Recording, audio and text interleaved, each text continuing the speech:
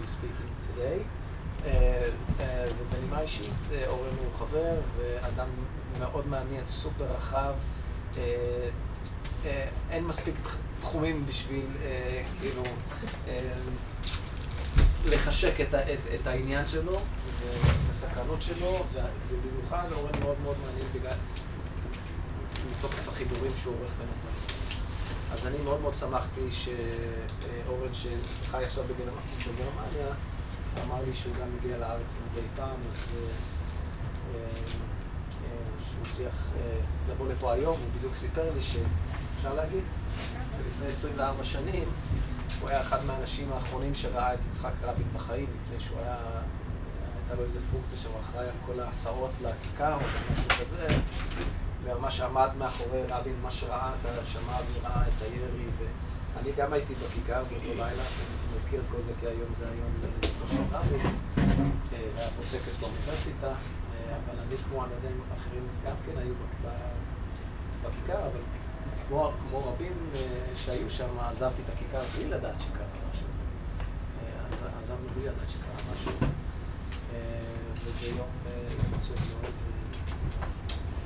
בכל מקרה, אני שמח שאתה פה. ואז תודה רבה שבאת. תודה רבה.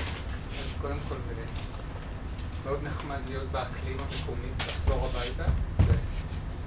התחיל החורף באירופה, והוא התחיל באגרסיביות, כהרגלו. לחוות 30 מעלות בנובמבר זה הקלה גדולה. להיות עם הילדים בתל אביב זה הקלה עוד יותר גדולה, ואם היו אומרים לי לפני 24 שנים, כשהייתי בחור קצת יותר צעיר, לא עם הרבה יותר שיער, אבל יותר צעיר, שאני אעמוד היום בבר אילן ואתן הרצאה, זה נראה לי משונה, ועוד יותר משונה שאני אעשה את זה בתור פילוסוף של המדע, שזה מי שהכיר את החיים הקודמים שלי, זה נשמע מטורף לגמרי. הייתי עורך דין המון שנים ועשיתי, I'm born again philosopher. אז אני חושב שזה סגירת מעגל מקסימה בשבילי. פעם ראשונה כשאני בבר אילן, דרך אגב. זה נהדר ונפלא, ואני לא צריך לספר לכם כמה אורן חשוב לכל מי שעוסק בפילוסופיה של המדע, ובשבילי הוא איזה סוג של אב רוחני במובן הזה שאנחנו פחות או יותר נדמה באותה שכבת גיל, באותה ירושלים, ותמיד הוא היה ה-go-to, זה שאתם מסתכלים עליו ואומר, הוא חי את החיים שאני הייתי רוצה, ולקרוא את הדברים שלו, זה מקור אדיר של השראה. אני חושב שאחד מהחוללים של המהפך שעברתי בחיים לפני 10 שנים בדיוק, העבודות המדהימות שלו וההישגים האקדמיים, אז ההזדמנות אדירה להגיע, אחת הסיבות שרציתי להגיע לפעילות שלנו, רק להגיד לו תודה. יש כמה אחראים למהפך, חווה יבלונקה, אורן הרמן ודן זהבי בקופנהגן, אני חושב שזה 3 הפילרים ששינו את חיי, אז זה ההזדמנות קצת להחזיר. אז having said that, let's go to the realm of social disorders, of mental disorders, and discuss what happened to social attention and perception in subjects who suffered from different pathologies. And just to give you a brief overview of what I'm doing in Heidelberg, I'm working in a special section of phenomenology, who is located within the psychiatric department. So we are located within a mental hospital, within a mental facility. So normally when philosophers of science discuss issues, we don't supposed to say normal again. There's a PC vocabulary. So I'll talk about anomalies, atypicalities, alterations, but I mean impairments. So normally when we think of issues relating to subjective experiences, we don't see the subjects, we don't meet the subject. We think of ourselves, first-person perspective. What happened within the premises of the psychiatric department is we actually encounter every day mainly schizophrenic patients, also young children with autism, for instance. And it's interesting and sad at the same time. And of course, there's the story of, for me as a Bader, which you can imagine, my origins going back to Germany and being in Heidelberg, the first university in Germany to embrace Nazism. So it's a complicated story here. But I'm deeply grateful to psychiatry department in Heidelberg. And this project, this research project runs about about last 18 months. We are just concluding the results. And it is carried out with the help and supervision of Professor Thomas Fuchs, a very interesting philosopher and psychiatrist who work on different issues relating to embodiment and mental health. So I highly recommend that, The Ecological Brain. Those of you who didn't yet had the opportunity to read his work, I highly recommend it. And what I'm going to discuss here, what I'm going to present is the idea that first, social attention is a distinct state of attention. This is different in its properties and in its quality, phenomenological quality, from other forms of attention. And then I'm going to suggest that in mental illness, there's different types of impairment that involved in the pathology. And by locating the specific type of deficit, impairment, change, whatever you want to name it, we can contribute both to the health, to the recovery, to therapy of the patients, but also we can learn something about ourselves as subjects in the world. And so this is the purpose of the project. And just as a brief start, I want to mention, as Thomas Fuchs suggested, that mental disorders always involve disturbance in the way we experience other people, and also modification of social skills and predispositions. And these anomalies usually influence the patient capacity to establish, to encounter with other people. When I discuss social attention here, I'm talking about a state, or I'm referring to a face-to-face encounter. And also, it prevents the subjects from attaining valuable social affordances and perceptual benefits that we gain through interacting with other people. And another important aspect, which is the point that I'm researching, the focus of my research, is that intersubjective deficits in mental disorder seem to involve, indeed, I would say stem from disruptions of social attention. And we have a growing body of evidence that shows that social modification in mental disorders normally are related and intensified by atypicalities, different some type of modification in the way people attend and perceive to other human beings. It occurs on a very basic level. When I'm discussing social attention, I'm referring to what occurs immediately when I encounter other human beings, when I attend to them in social setting. And when we look at mental disorder, we already see a change at this very basic primary level, and of course it affects the way we perceive other human beings, the way we act in the world, the way we react to opportunities, and so on and so forth. The problem is that the nature and scope of social attention atypicalities in various mental disorders are not always sufficiently clear.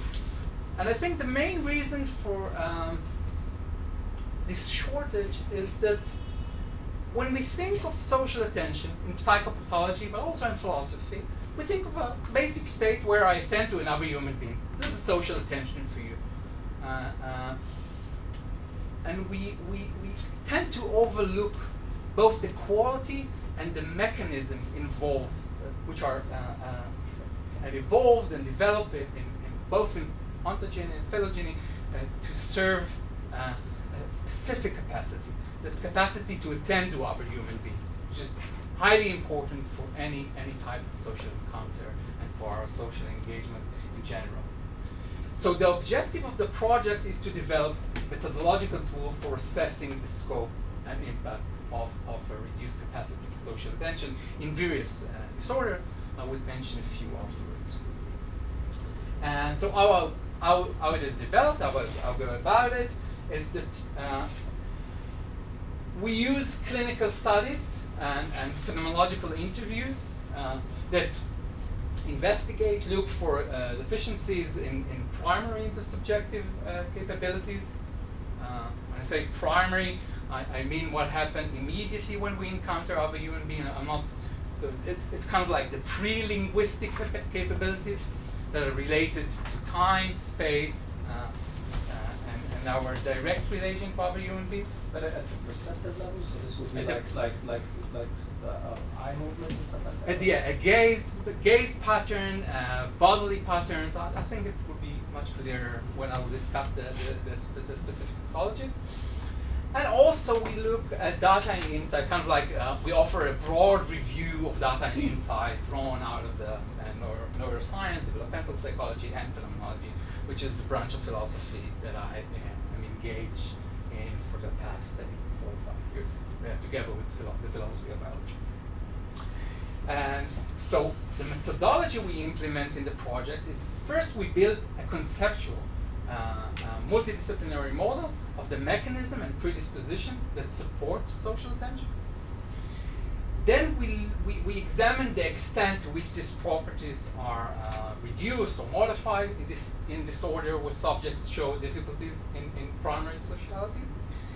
And finally, we offer a phenomenologically inspired typology that differentiate between different types of pathologies.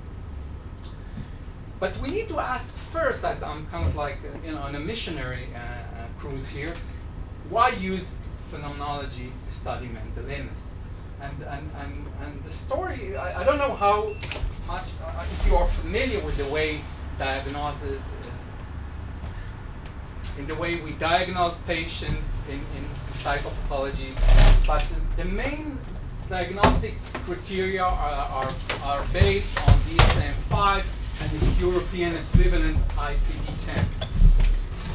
And these diagnostic criteria are often not viewed as mere gatekeepers. That is, they are not just offering to us like a gate diagnosis, but rather as almost executive of the illness, of the pathology, which means that what the DSM offers, what it suggests as a diagnostic tool, becomes the psychopathology itself.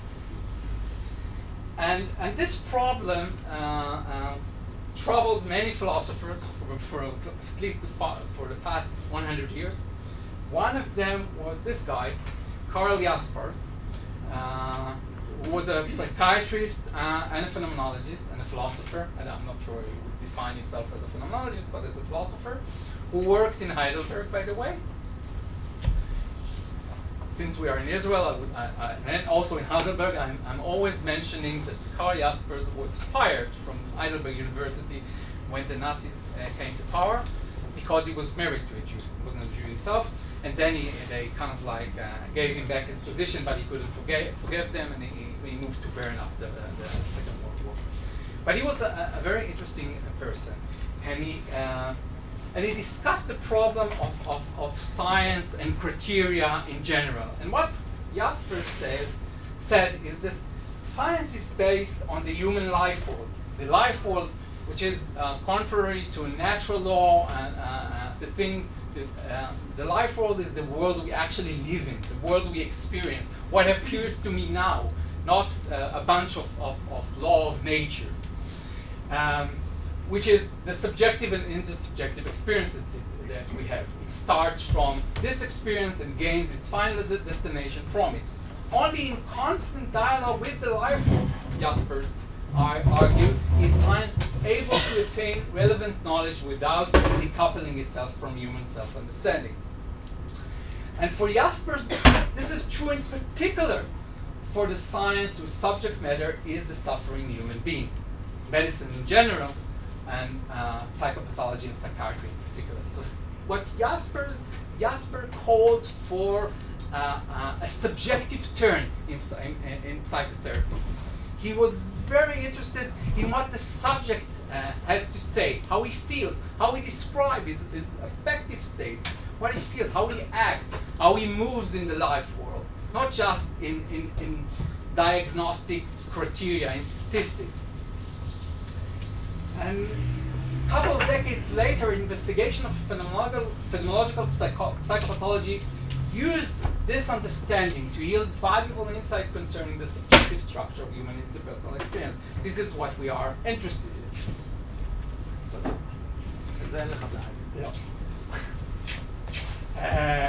And what I want to emphasize here, that this is not just a descriptive behavior, but also contributes to the development of therapeutic strategies that target modification of issues relating to time, space, body, and others.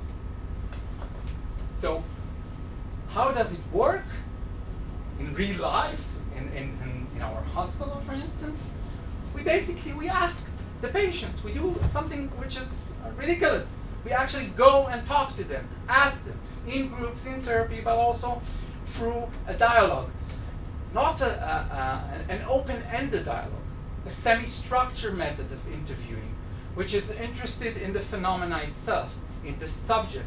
And we discover the enormous diversity that cannot be captured through diagnostic tools such as DSM, for instance.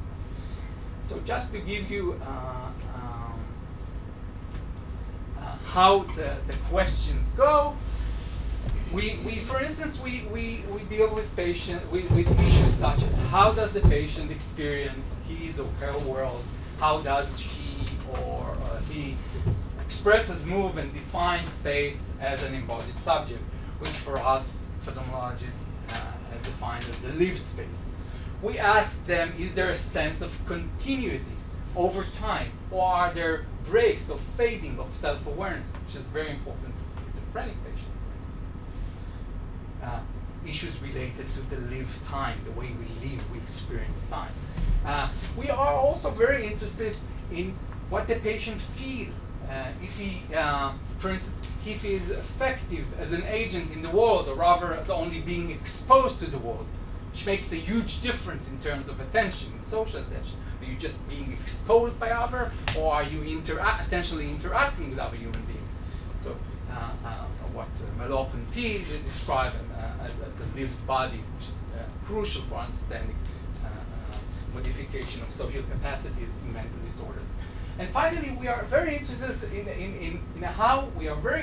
how is the patient's ability to empathize with others, to take their perspective. How does he, she experience his or her relationship? Of course, the realm of intersubjectivity. And just to wrap things up in regard to phenomenological psychopathology, I think that I would define our point of interest as what is it like for the patient to be in a certain mental state.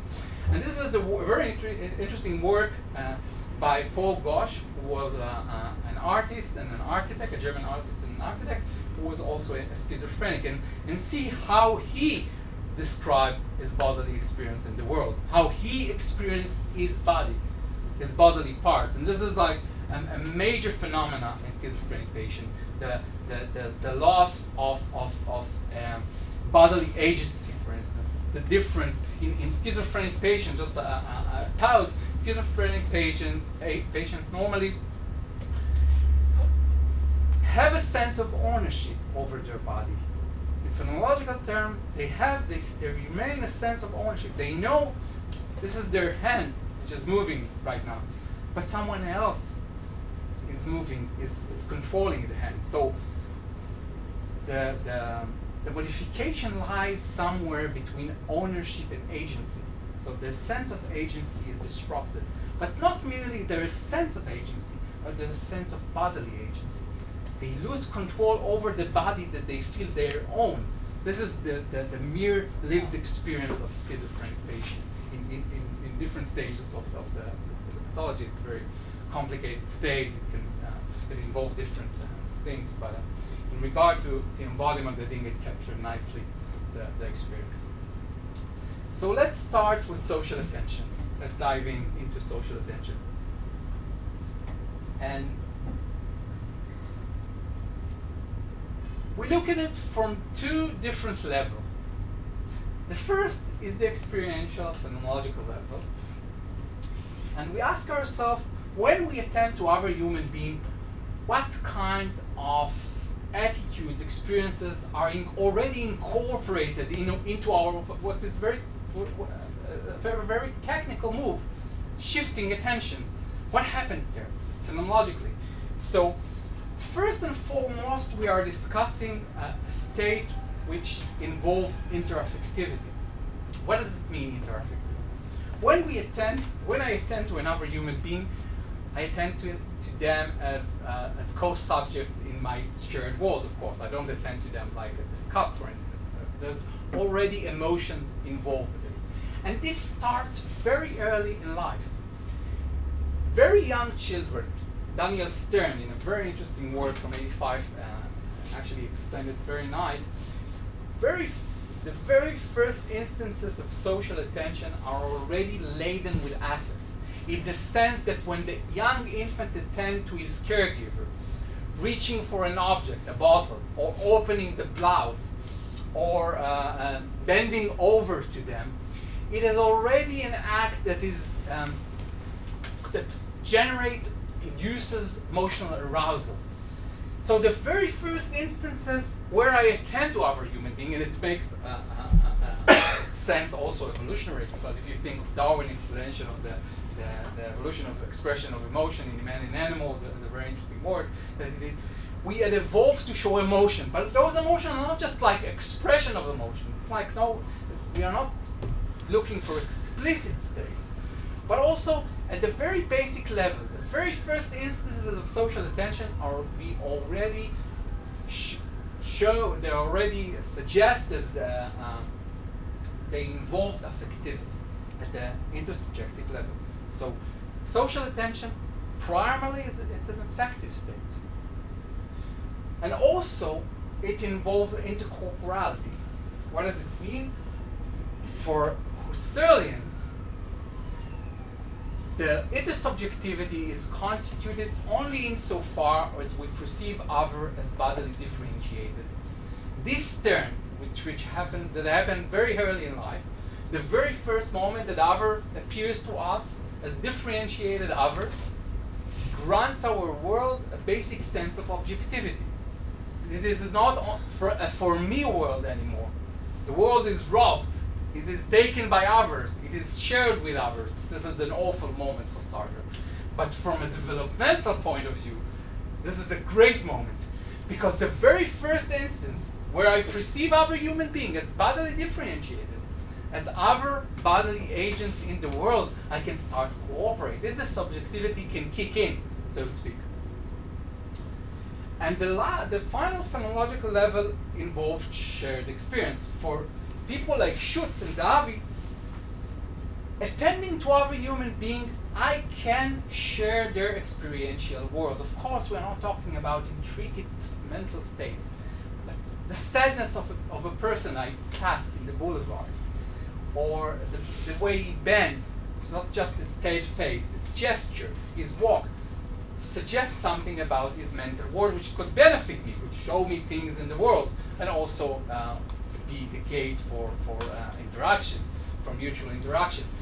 But for phenomenologists, we would say that by attending to others, socially attending to others involves sharing their lived experience.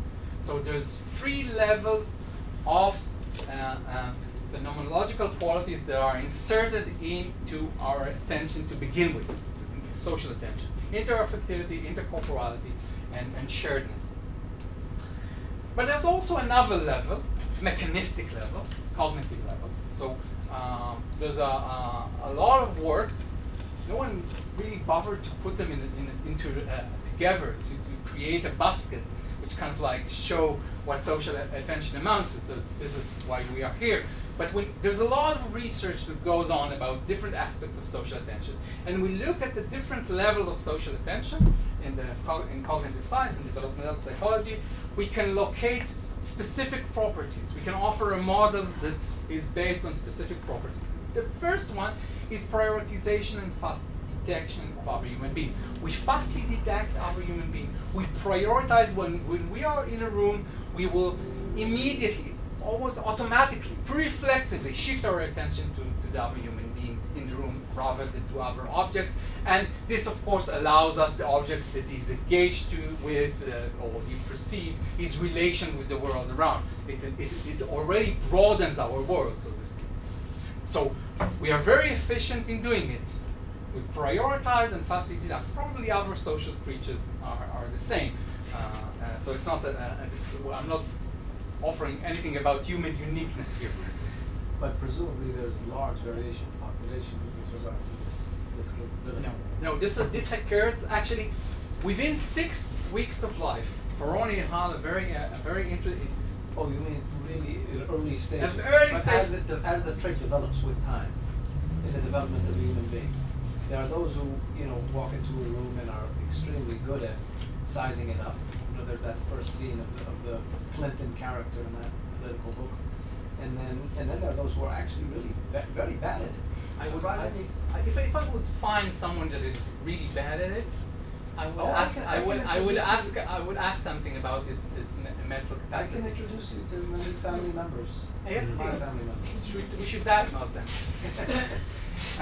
So prioritization of others over other targets and being very efficient and quick in doing it, this is the primary property of social attention. Within 6 weeks of life, we immediately follow the gaze behaviors of other human beings. Caregivers, mainly caregivers, of course, at this stage. But it's spread and broadened and sophisticated through life. The second property is pre-reflective understanding of, or grasping, I would drop the understanding, grasping of modern attention. What does it mean? Simply, there's a growing body of research that show that when we attend to another human being, reaching for an object, this cup, you can immediately, through attention, it is already incorporated in your attention, grasp whether he's going to hand the cup to you or bring it by itself. This is something that occurs very immediate, pre-reflective, every day, every instance of social attention involves this capacity, this property. The third, if you ever been to a rock concert, you're familiar with synchronization and coordination of movements and activities. So it starts with entrainment, the rocking of chairs together, the clapping of hands, but as we mature and develop and we become more skillful at it, we can walk down a very busy mall in Hanukkah with our small kids and enjoy the festivity together without, kind of like encountering other human being or falling down or whatever. So we constantly, and I'm just summarizing the empirical evidence, we constantly synchronize and coordinate movement and activities through social attention. It is already incorporated in the way we attend to other human beings. We anticipate movements and act accordingly, enact our attention and also our bodily touches. And at the more sophisticated level, something I've already discussed, there's sharing of perspective and mental states.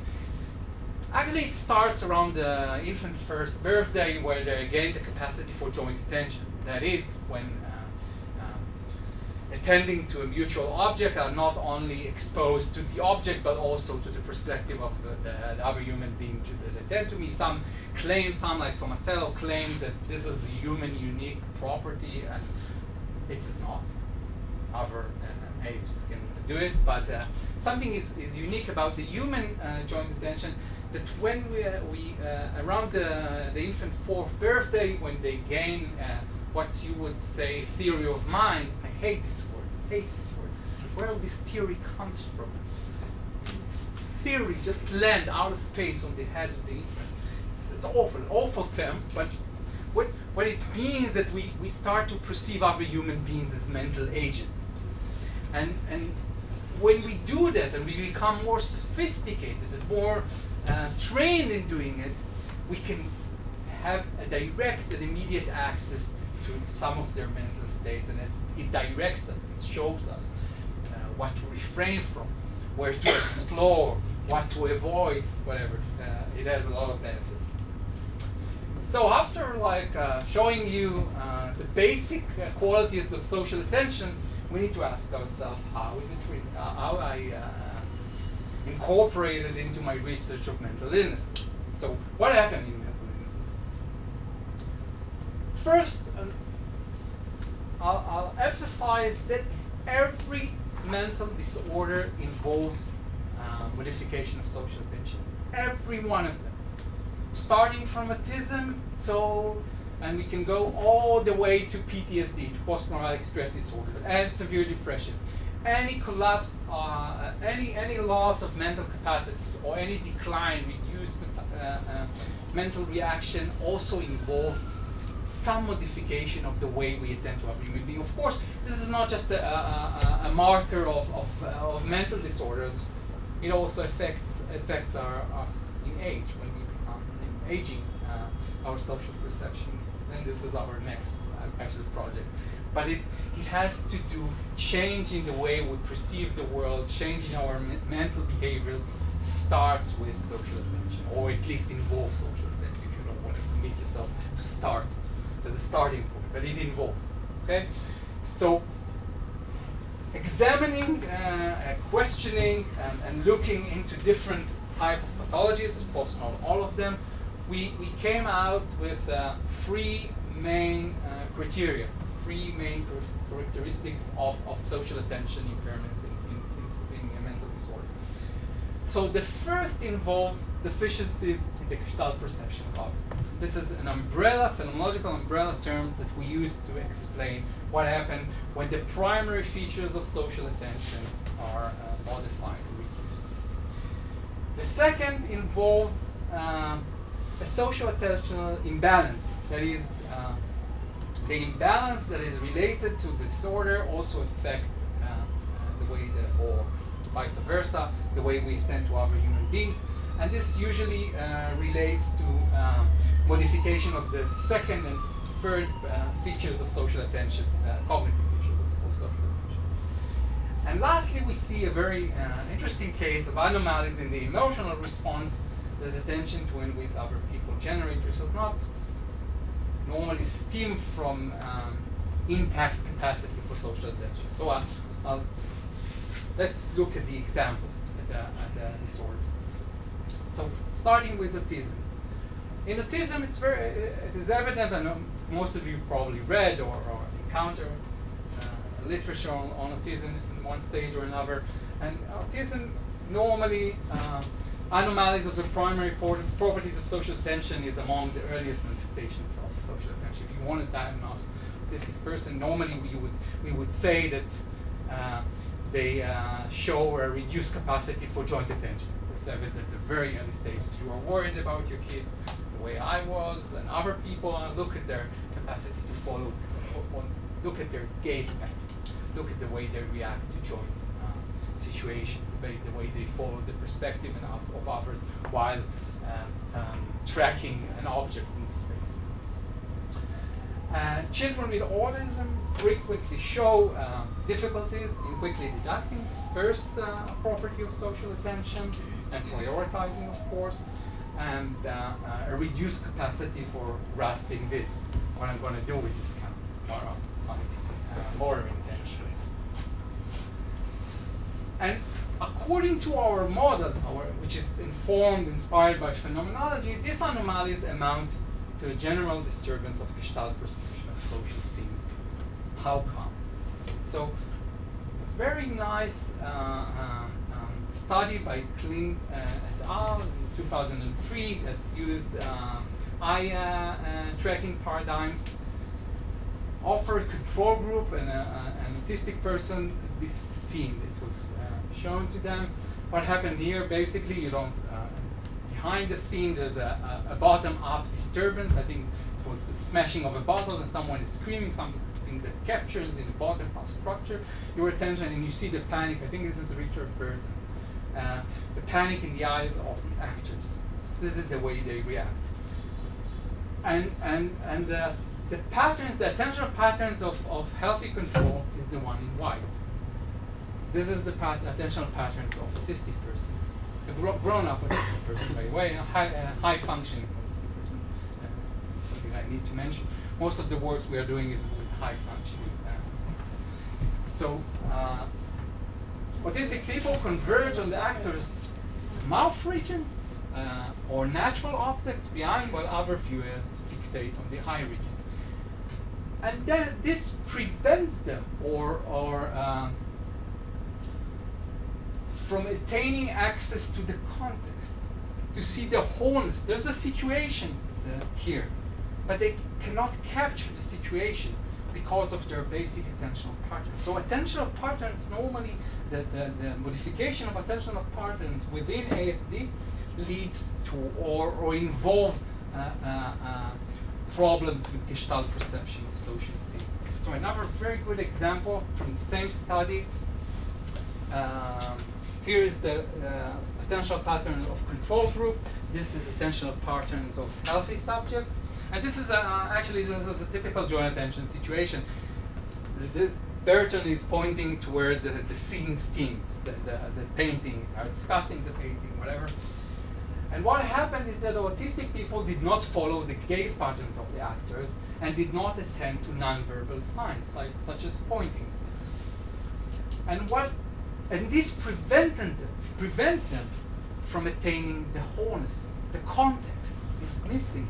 This is about the context. They attend to the act, to mouth regions, for instance. They attend to the actors, but they cannot gain access to the context. And while normally we find in cognitive science explanations such as autism involves a failure of social reward system, as if we attend to other human beings to gain something. This is what motivates us in the world. The prevailing paradigms in cognitive science, the claim is that it involves a failure or shortage in reward system mechanism. We suggest that rather we need to look at the context, at the gestalt of the world, at the fact that no scene could be isolated, and the fact that their primary properties of social attention are reduced to a certain manner. And so they could be more or less amplified, but it amounts, eventually it leads to failure to perceive the wholeness of the situation. Another example is, so the second layer, second characteristic that I offered earlier involved schizophrenia. So I didn't find any equivalence. Schizophrenia is distinct in this way. So where alterations of the primary and secondary properties, not only mainly the fact that they cannot gain pre-reflective grasping of motor intention, and also the fact that they show difficulties in synchronizing and coordinating movements and activities, attentionally coordinating.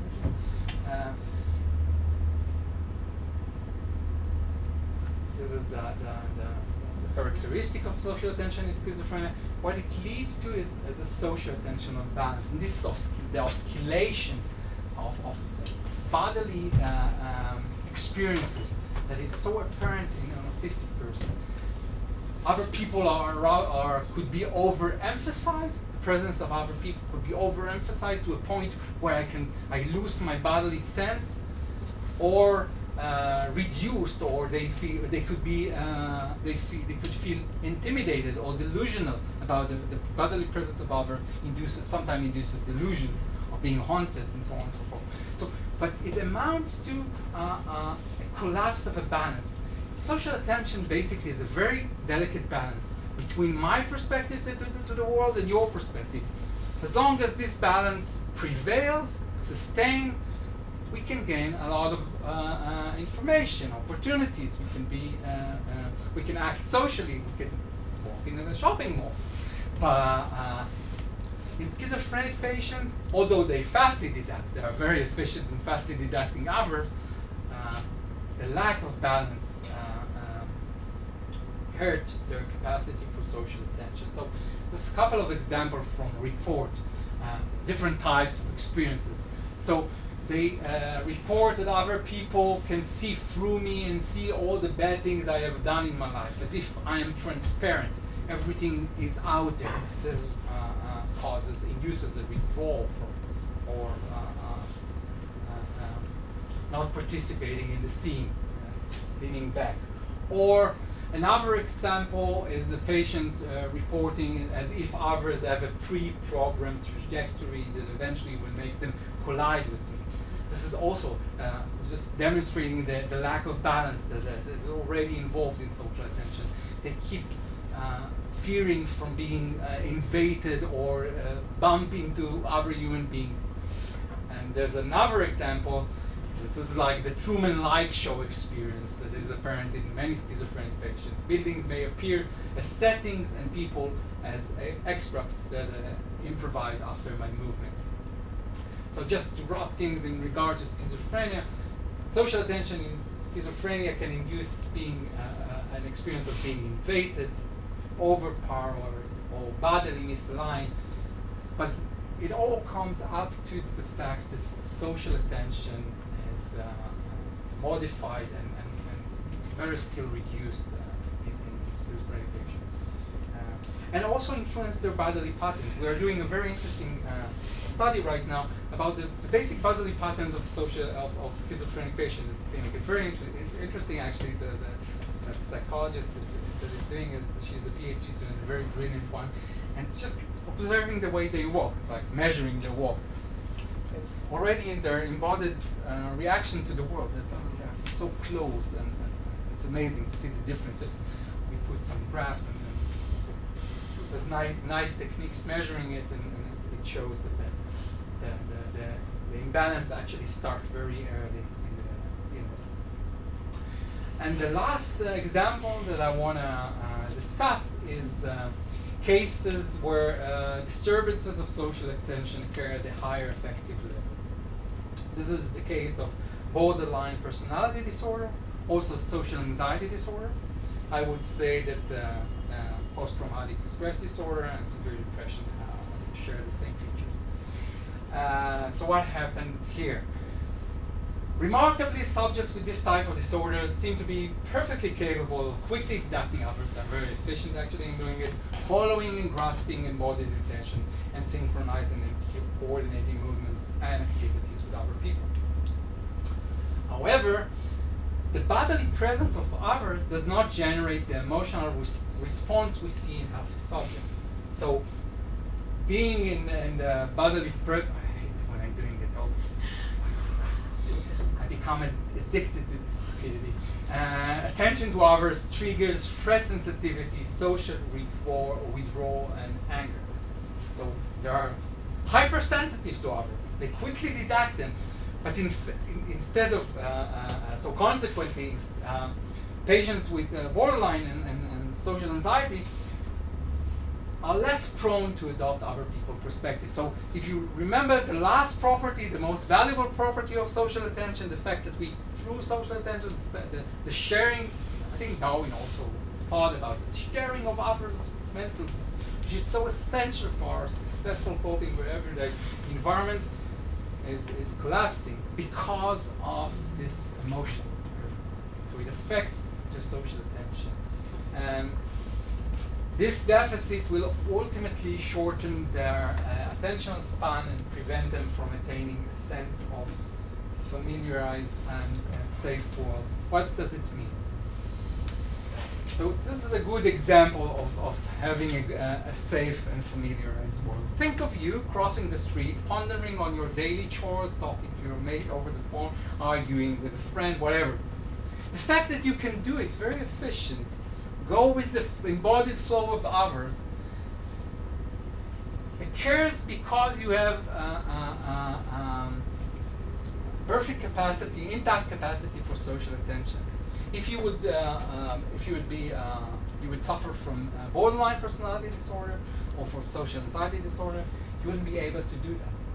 You would need to focus attention on every little detail in the environment. No one around to carry your attention. Social attention is also about a reduction of the need for focusing on different aspects of the environment, and at the same time, it broadens our perceptual field. Our attentional field is much broadened in the presence of others. So, if I have time, I have a short clip to demonstrate it from the perspective of healthy persons. So, for healthy this occurs, the fact that they cannot gain this sense of safetyness and familiarity with the world. This is exactly what happens to us when other people are not around, where we expect to find it. Think of walking down an urban street, suddenly realizing that you are alone in the world. And if it would work, I don't think it would work, but no, it doesn't work. But what I wanted to see, this is like homework for you. Opening scene of the movie Vanilla Sky. So Tom Cruise is riding his black Porsche, it's upstate Manhattan, midday, 9 o'clock, but something is strange. He looks around, nobody is there. He looks at his watch, it's 9 o'clock, Tuesday morning. It's like the 5th. Nobody is there. So he's in his black Ferrari, very confident, driving down towards Times Square. Probably it's the other side, actually, because you need to drive down. So anyway, he's becoming more and more anxious. And suddenly you observe every little feature in the environment. Things that normally eludes him. And he reaches Times Square, the most busy commercial district in the world. He walks out of the car, and he starts looking, and everything changes. The buildings are closing on him. His world narrowed down. And then he runs in agony and cries, whatever. And this is the world of borderline personality disorders. The presence of others, because it generates a distinct emotional response, fear, anger, it closes the world. The world is narrow. They are walking within a battlefield, so to speak. They are intimidated by the presence of others. They immediately locate others within the world. But instead of gaining this experience, they are in Times Square alone, and the buildings are closing on them. So this just a last description of a person with SAD, with social anxiety disorder. She described her walking into a class, I think, and she described, see the room, big room, tables all the way around, square, people sitting behind tables. I'm sitting at a table. Everyone else is looking at me, really staring. I look petrified, can't see in my eyes, shaking. I'm talking, but can't hear myself. I'm leaning forwards, hand in front, fiddling with my ring. The people are closer to me than the way they would read. And this captures the essence of what it's like to be a person with social anxiety disorder, what it's like to socially attend to other human being when you suffer from this type of mental disorders. So just to wrap things up, what can we do with this type of modeling and understanding? So first of all, we are trying to inform the designs of treatment and therapy models for future research. We understand that you cannot address issues relating to social attention in autism the same manner you treat people with borderline personality disorder. This is a revelation. People till now thought this actually works the same. This is why we need philosophy of science, the philosophy of science, to explain that there's differences, and it helps us to design treatment models for patients, and also I think it can help us in clarifying what is social attention and understanding something about ourselves as human beings, as social creatures. So thank you very much for your attention. Thank you for that wonderful talk, super interesting. Let's just open it up to questions and discussion.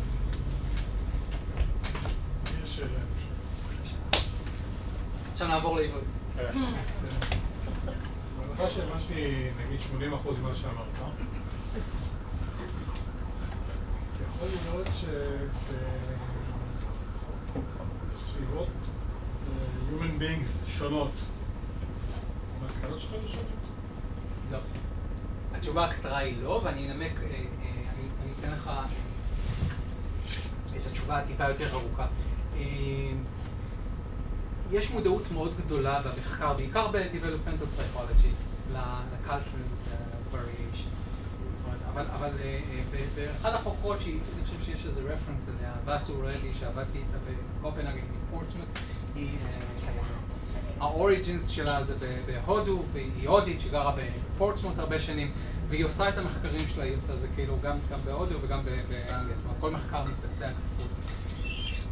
מה שאנחנו עוסקים פה, social attention, זה very primary.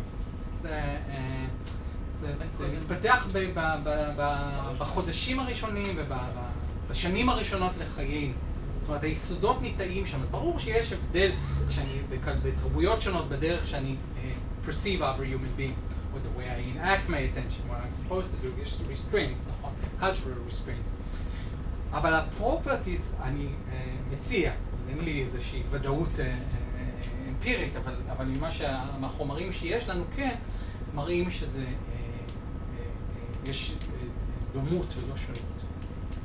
אבל לא, באמת להמשיך את השאלה, זאת אומרת, אתה יכול לדמיין ארכיטקטורות אנושיות וגם פיזיות, ש-either exacerbate or attenuate כאילו את הסימפטומס של הדיסורדר. אם אתה יכול לבנות שכונות חכמות כאלה, שבהם נתקלים באנשים בצורה שבה אתה יכול אלקטיבית כאילו לראות בן אדם והוא לא נכנס לך לתוך ה-frame of reference או משהו כזה, אז זה יכול להיות שזה, אתה יודע, יכול להיות מאוד בעצם. אתה צריך לעבוד עם אשתך בקיצור. אין ספק, וגם כתבנו על זה שני מאמרים, דרך אגב לא בהקשר של social disorders, אני ואיה עשינו, כתבנו שני מאמרים. אשתו היא הכי טוב.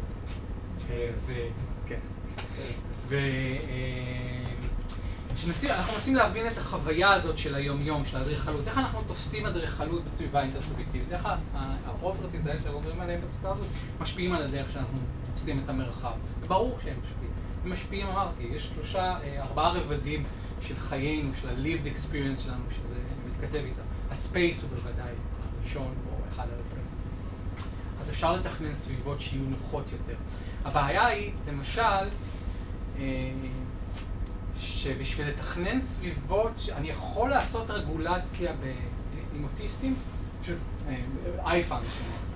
גם באוטיזם יש שונות מאוד גדולה, ואני מדבר על eye-functioning. אפשר לעשות, הדברים מתפתחים בהביורלית, מה שלא עובד מתפתח באופן טבעי, אפשר לעשות לו רגולציה ולהגיע לתוצאות מצוינות. הבעיה בכל לקויות הנפש, אין לנו כל כך מושג קודם כל. זאת אומרת, יש לנו הגדרות פנומנולוגיות לא רעות ובהביורליות לא רעות. אין לנו כל כך להגיד, אני גם קצת מרגיש שאני מבצע איזה פשע כשאני אומר סכיזופרניה. זה הסופה יש שונות מאוד גדולה. יש שונות לא רק בין שלבים שונים של האילנס, יש גם שונות בין אנשים. וגם בבורדרליין, גם בסושיאל אנזייטי, להגיע לאיזה שלמות אדריכלית.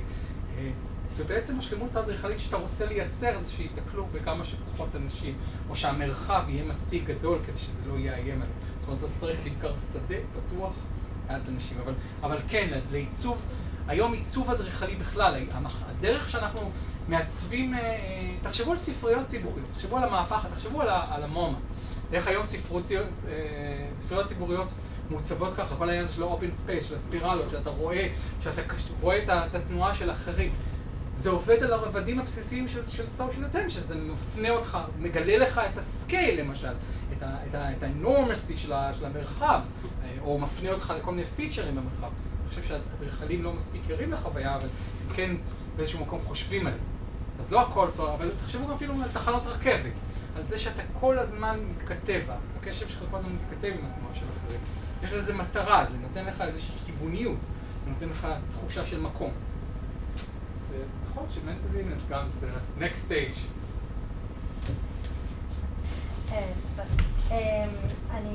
קודם כל זה היה מאוד מעניין, ואני יודעת, כאילו אתה מדבר על הזווית של האדם, של איך הוא רואה את העולם כשיש לו איזושהי בעיה קוגניטיבית כמו אוטיזם או הפרעה, אמרת הפרעת אנזייטי חברתית, אני לא יודעת איך לתרגם את זה לעברית, חרדה חברתית. אז אני יודעת שיש חברות שהיחס אליהן הוא שונה, זאת אומרת, אני מניחה שאולי שיש את ההפרעה הזאת שחוזרת על עצמה בכל התרבויות, אבל יש חברות שרואה את האנשים האלה באופן שונה לחלוטין. אני יודעת למשל שכל מיני שבטים של ילידים, יכלת בכל מיני שבטים בארצות הברית לפני שהיא הפכה להיות אמריקה, זאת אומרת שלפני שהפכה להיות נשלטת על ידי האדם המערבי, אז כשהיו שם אנשים למשל היו כל מיני שבטים שיכולת כאילו, שהיית חלק מהתהליך התבגרות היה לצאת מהשבט, להחליט מה אתה, לחזור ולספר לכולם מה אתה. אז כל החוויה הזאת היא שאדם רואה את העולם ואיך הסביבה רואה אותו, כאילו, כשאתה אומר disorder, אתה כבר מגדיר מראש שזה לא נורמלי. כן. אמר שזה מה-DSM מאוד מתחיל הבעיה הזאת, שזה מקבע את האופן שבו אנחנו תופסים את הדבר. אז יכול להיות שאנשים בחברות כאלה כאן תופסים את עצמם אחרת לגמרי. יכול להיות. גם זה... ברור שלעניין התרבותי יש בסופו של דבר השפעה על דרך שאנחנו תופסים אחרת. זאת אומרת, אחד הדברים שאני מאוד אהבתי, שאני מאוד אוהב עדיין בהיידלברג, זה האפשרות לעבוד עם פסיכיאטרים מכל העולם. יצא לי לחלוק חדר עם פסיכיאטר יפני.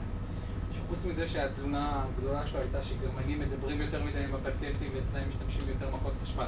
כל המוסד. לא, אצל כולם משתמשים בחשמל, סליחה, זה גם עושה עבודה טובה. אבל משתמשים בחשמל, אבל ביפן, פחות, העניין של הדיבור פחות דומיננטי כנראה, לפי החבר הפסיכיאטרי שלי, אבל העניין הזה של ה-social regrow extend הוא מעבר לפזל, זה לא יהיה מעבר לפתולוגיה, יש בזה גם תגובתיות. זאת אומרת, זה כבר נהיה איזושהי תגובתיות חברתית שהיא לא...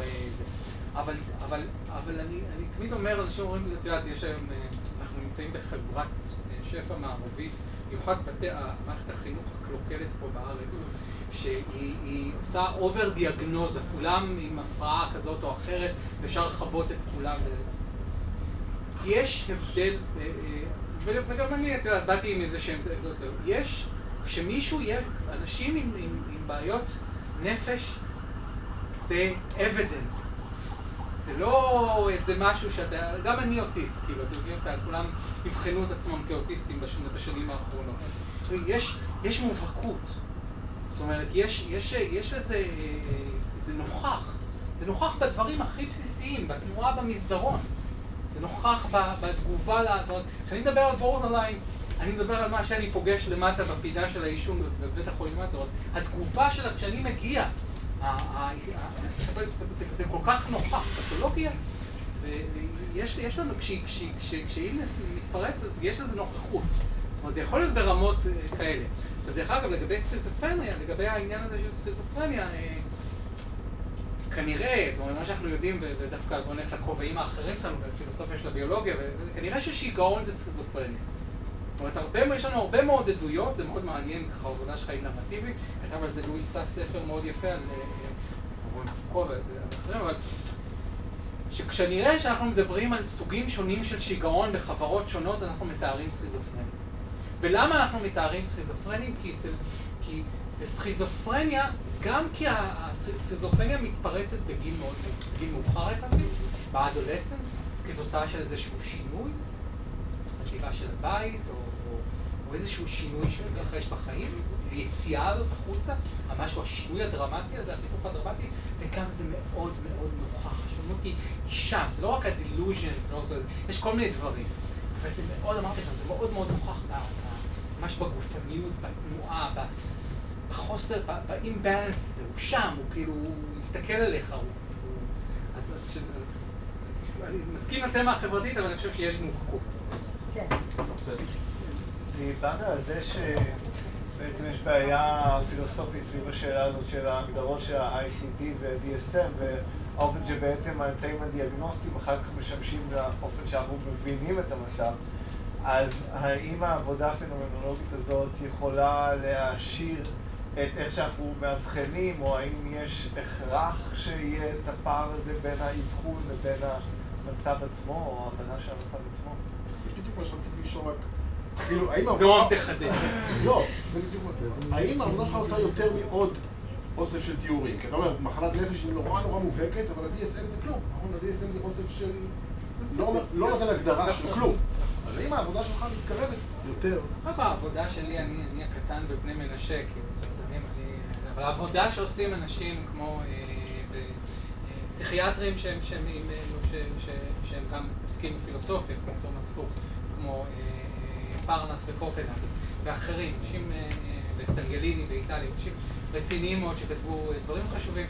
העבודה שלהם היא עושה יותר במובן הזה שהיא גם אומרת, בוא נטפל בחוויה, בוא נבין את החוויה, שזה מספיק חשוב, זאת אומרת, להבין את החוויה, כי זה גם מלמד אותנו, נראה לי אחרים, העניין הזה שפסיכיאטריה ופילוסופיה יכולות להפוך, זה לא חד-כיווני, זה עובד לשני הכיוונים. הם יכולים, יש פה הפריה הדדית, זאת אומרת, אנחנו יכולים ללמוד משהו על הסובייקטיביות, אנחנו יכולים להבין משהו על הסובייקטיביות, אנחנו יכולים להבין משהו על הדרך שסובייקטיביות מתערערת או משתנה, אבל גם, וזה כן דבר, זה כן מהפך של המאה ה-21, אנחנו כן יכולים לייצר treatment models שנותנות, שמתכתבים עם החוויה. לא מבקשים לייצר איזושהי אוטוריטה במובן הזה שאנחנו פיצחנו את היסודות הסובייקטיביים של החוויה של סכיזופרניה, החוויה הסלף